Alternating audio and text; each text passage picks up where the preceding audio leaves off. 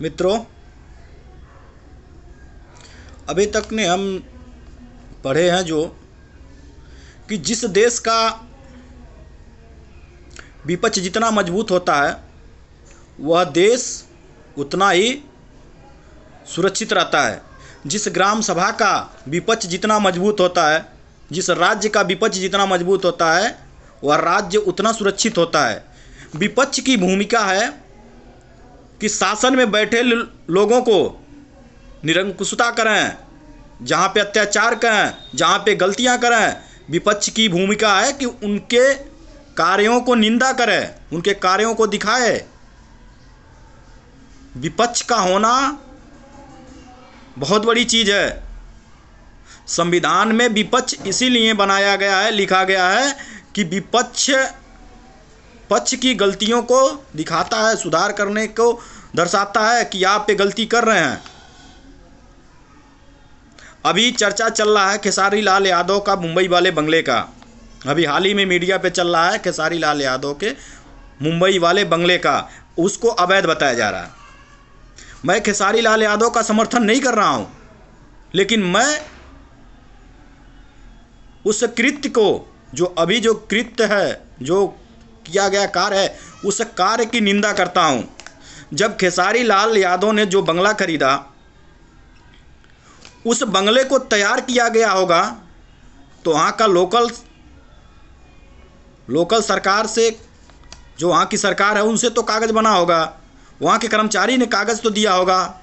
Flat ऐसे नहीं तैयार हो गए होंगे, कागज़ लगे होंगे, ठेकेदार ने टेंडर निकाल के उसको बनाया होगा। अगर खेसारी लाल ने लिया तो भी स्टैंप पे तो लिया होगा। तो उस समय जो कर्मचारी थे, उस समय सरकार क्या सो रही थी? उस समय जो कर्मचारी थे, क्या नहीं दिख रहा था उनको कि खेसारी लाल का बंगला गलत है? उस समय जो ठेकेदार था, उसको नहीं पता था कि हम गलत बेच रहे हैं? तो गलत कागज़ पास करने वाले के खिलाफ भी कार्रवाई होना चाहिए, गलत ठेकेदार को भी कार्रवाई होना चाहिए। अगर बंगला गलत है तो इसमें सभी लोग तो गलत हैं, अकेले खेसारी लाल यादव थोड़े गलत हैं। खेसारी लाल यादव ने तो खरीदा है, खेसारी लाल यादव ने तो पैसा दिया है, लेकिन जिसने परमिशन दिया है बनाने के लिए, जिसने बनाया है, वो भी तो गलत है उतना ही। फिर उस पर कार्रवाई क्यों नहीं? उस पर भी तो कार्रवाई होनी चाहिए। और ये मानसिकता, आज तक खेसारी लाल यादव की जांच क्यों नहीं हुई? आज उसकी बंगला क्यों गलत बताया गया? आज खेसारी लाल यादव विपक्ष में आ गए तो उनकी बंगला गलत हो गई। महोदय, अपने गिरवान में भी झांक के देखिए। अगर यही राजनीति है तो राजनीति कीजिए सबके साथ। पक्ष विपक्ष में जितने बैठे लोग हैं, सबकी जांच कराई जाए। कौन गलत ज़मीन पे बैठा है, कौन गलत ज़मीन पे मकान बना रखा है। अगर विपक्ष में चला गया, उसकी विचारधारा अलग है, तो गलत साबित हो गया आपके नज़रों में। उसकी मकान गलत जगह पे है। ये कहाँ की राजनीति है? ये कैसा न्याय है? अकेले एक व्यक्ति के विपक्ष में जाने से उसकी मकान गलत हो गई।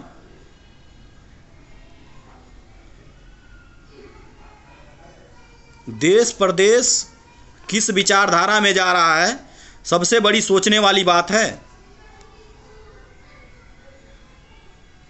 इसी तरह से राजनीति हुआ तो एकल पार्टी राजनीति करेगी, और उस समय कोई व्यक्ति आवाज़ तक नहीं उठा सकता, कोई व्यक्ति कुछ बोल नहीं सकता।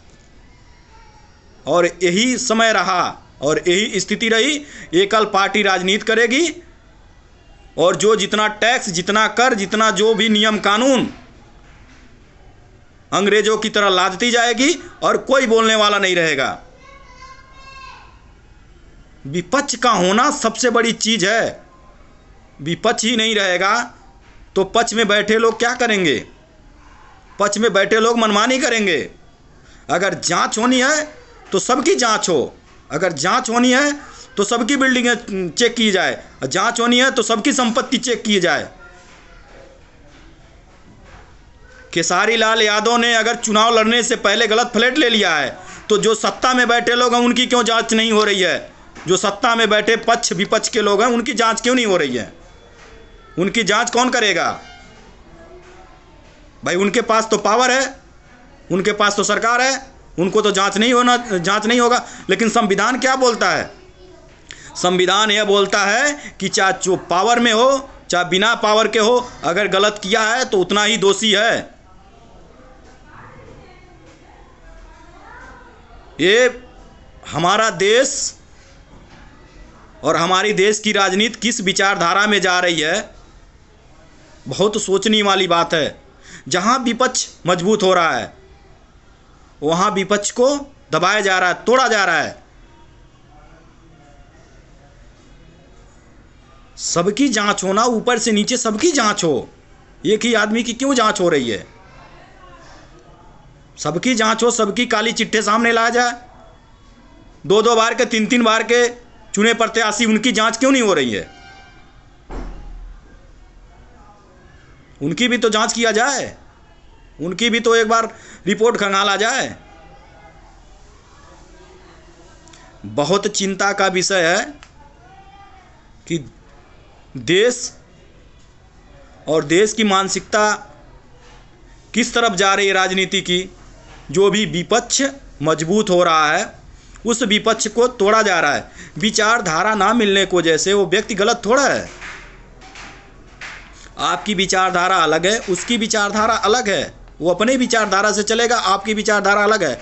विचारधारा में मतभेद होने को जैसे वो व्यक्ति गलत कैसे हो सकता है? कोई भी व्यक्ति, आपकी पार्टी अलग, आपकी सोच अलग, आपकी विचारधारा अलग, तो ये थोड़ा हो सकता है कोई व्यक्ति गलत हो। इसी के साथ मैं निंदा करता हूं इस तरह की मानसिकता का कि एकल व्यक्ति को परेशान करना, ये कहाँ की राजनीति है? ये कहाँ का न्याय है?